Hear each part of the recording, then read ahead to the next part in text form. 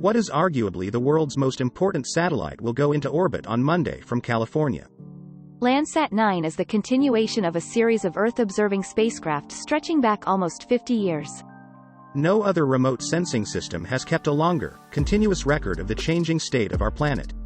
Landsat 9 will be sent up on an Atlas rocket from the Vandenberg Space Force Base. The scheduled liftoff time is 11:11 Pacific Daylight Saving Time. It was the pictures taken by Apollo astronauts, looking back towards Earth, that cemented the idea of having a permanent eye on our home world. And in 1972, the American Space Agency, in partnership with the U.S. Geological Survey, proceeded to launch their Earth Resources Technology satellite. Today, the 9th imaging spacecraft in what subsequently became known as the Landsat program is ready to blast off. The NASA USGS spacecraft series is the ultimate record of change. Landsat has catalogued the growth of the megacities, the spread of farming and the evolving outlines of coasts, forests, deserts and glaciers. It's even been used to monitor from orbit the behaviors of a diverse range of animals, from wildebeest and wombats to woodpeckers and walrus. We've assembled an amazing history of how the planet has changed over the last half-century, explained Dr. Jeff Masick, NASA's Landsat 9 project scientist. For example, we're able to see the natural disturbances that occur, fires, hurricanes, and insect outbreaks, and then the long-term recovery of ecosystems that takes place for decades after that. And we're able to look specifically at climate and climate change impacts on ecosystems. We've mapped areas of increased plant cover at high latitudes due to a warming climate.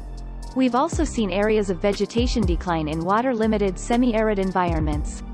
Since 1982 and Landsat 4, the system has been able to resolve features on the ground as small as 30 meters across.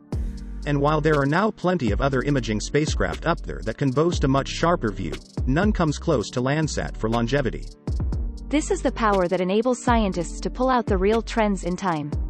Just as important, the data is free and open. Anyone anywhere can access and use Landsat pictures at no cost.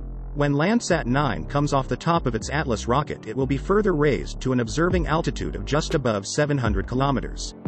For several weeks, its pictures will be very carefully compared with those of its still operating predecessor, Landsat 8, which was launched in 2013. This analysis will ensure the colors detected by the new spacecraft can be directly matched to those of the images in the 5-decade-old Landsat archive. For the past 6 years, Landsat has been flying in a constellation with the European Union's Sentinel-2 satellites.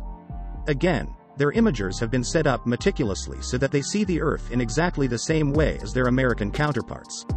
Both the US and the European systems are expensive to build and operate, and this has led some to question the value for money of such programs when commercial Earth observation satellites can be launched for just a few $1 million.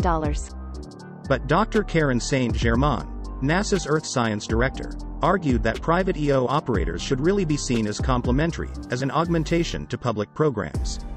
Those commercial companies allow us to do more, but they aren't a replacement for the kinds of observations that we make with Landsat. As an example, commercial systems, generally, they can observe more often, but they don't observe all the wavelengths we need to do the work we do with Landsat, she told BBC News. And this view was echoed by Dr. Will Marshall, the co-founder and CEO of Planet, a San Francisco-based company that today is operating more than 200 small imagers in orbit. He said NASA bought his firm's data to improve its climate models, and that his engineers relied on the high-fidelity nature of Landsat's images to help improve Planet's own products. Planet's high spatial and temporal resolution augments the public capabilities of Landsat and Sentinel, in particular enabling the observation of faster dynamic processes and to see smaller features, helping scientists, journalists, and customers move from awareness to action, the entrepreneur told the BBC. For example, in agriculture, Landsat and Sentinel data enable greater image accuracy, ours better frequency. And the two together help farmers increase yields substantively more than either alone.